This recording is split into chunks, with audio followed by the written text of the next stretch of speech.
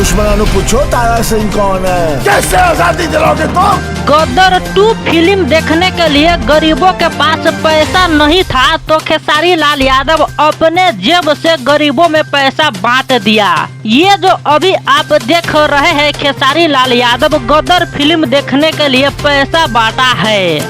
देखिए इस फिल्म के देखने की चाहत हर एक जनता में है, मगर गरीब इंसान के पास पैसा नहीं है इसलिए थिएटर में नहीं देख पा रहा है, तो खेसारी लाल अपने जेब से गरीबों में पैसा बांटा है।